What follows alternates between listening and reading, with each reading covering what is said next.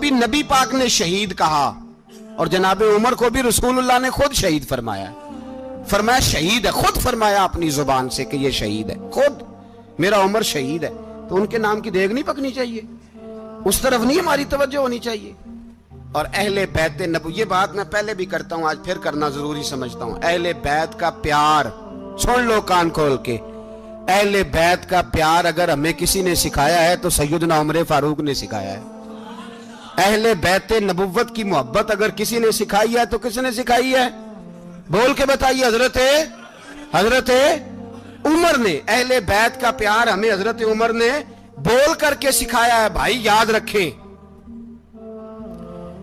किसी की ताकत नहीं थी दम मारने की हजरत उमर के सामने, ताकत ही नहीं थी। कैसरो किसरा कांप जाते थे, जुर्रत ही नहीं करते थे हजरत। और हमारे तो तल्लकात बड़े हैं ना गैरों से। हजरत अबू मूसा अशअरी रदी अल्लाह ताला अन्हु फरमाते हैं मेरा मुंशी साई था, वो कातिब कहते थे वो लोग, मेरा हिसाब किताब ईसाई था। तो फरमाते हैं एक दिन मैंने वो सारा हिसाब किताब लेन देन के हजरत उमर को दिखाए तो फरमाने लगे जिसने लिखे हैं उसको बुलाओ। कहने लगे हुजूर मस्जिद नहीं आ सकता। तो क्यों नहीं आ सकता? कहने लगे वो ईसाई है। कहते हैं हजरत उमर जलाल में आ गए। आप फरमाने लगे जिन्हें रब दूर करता है तुम क्यों करीब करते हो? जिन्हें अल्लाह दूर करता है। फरमाया तुम गैरों को अगर ओहदे दोगे तो अपनों का क्या बनेगा? अगर तुम गैरों को ओहदे दोगे तो अपनों का। ये सोच है जो आज बर्मा के मुसलमानों के लिए भी जरूरी है। कहा अगर तुम गैरों को ओहदे दोगे तो अपनों का। हमने गैरों को ओहदे दिए तो देखा ना अपने किस तरह काटे जा रहे हैं। गैरों को जो ओहदे दे दिए जराने सारे गैरों से, रोज दावा होता है चीन हमारा सज्जन है, चीन हमारा दोस्त है। ओ भाई दोस्त है तो उससे कहो ना कि बर्मा तो तुम्हारी एक छोटी सी रियासत है, चीन के बगैर तो वो सांस भी नहीं ले सकता। उसको कहो ना उस हुकूमत पे दबाव डाले। लेकिन हम लोगों ने गैरों को दे दिए तो अपने पिस गए।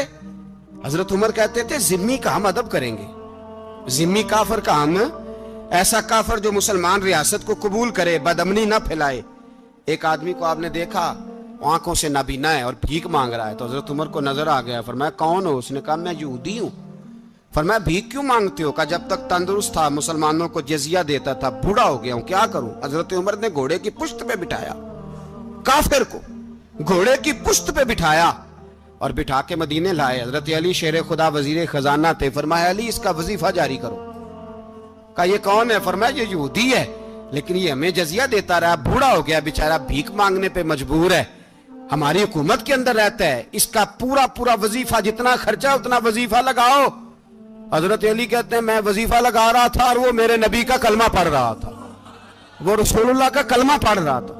ये मिजाज, ये नहीं कि काफिर। हजरत उमर ने गवर्नरों को खत लिखे थे कि जबरदस्ती किसी को मुसलमान नहीं करना, जहां उनकी इबादत गाहें बनी हो गिरानी नहीं, कोई मंदिर कोई गिरजा जाया नहीं करना। इस्लाम सबको जीने का मौका देता है, पर बेईमानो जालिमो बदजातो तुम्हें यह कहता है कि हम तुम्हें जीने का मौका देते, तुम भी मुसलमानों को जीने का मौका दो।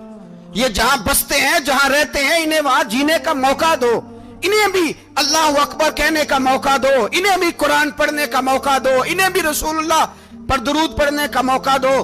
हमारे मुल्क में ईसाई अपनी मर्जी से खुलेआम तबलीग करते हैं। यहां तो चैनल चलाए हैं ईसाइयों ने।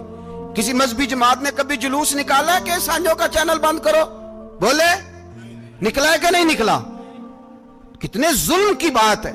हम जब गैर को इतना तहफुज देते हैं, इतना तहफुज देते हैं। हमने देखा है, मुझे 20 लोगों ने ईद पे टेलीफोन किए कि ईसाइयों को कुर्बानी का गोश्त दे लें, मजबूर हैं जी, दरवाजे पे आ गए हैं, हमारे काम काज करते हैं। 20 लोग, आम आदमी के दिल में इनका इतना जज्बा है, वो मसाइल का बयान करना एक अलग बात, लेकिन हमारे दिल काफर के हक में भी नरम हो जाते। तुम किस कदर ज्यादा बेईमान हो और कुफर किस कदर ज्यादा जलील हो गया है कि मुसलमान के हक में नरम होता ही नहीं। और उससे बड़े जलील वो हैं जो इन जलीलों के सपोर्टर हैं।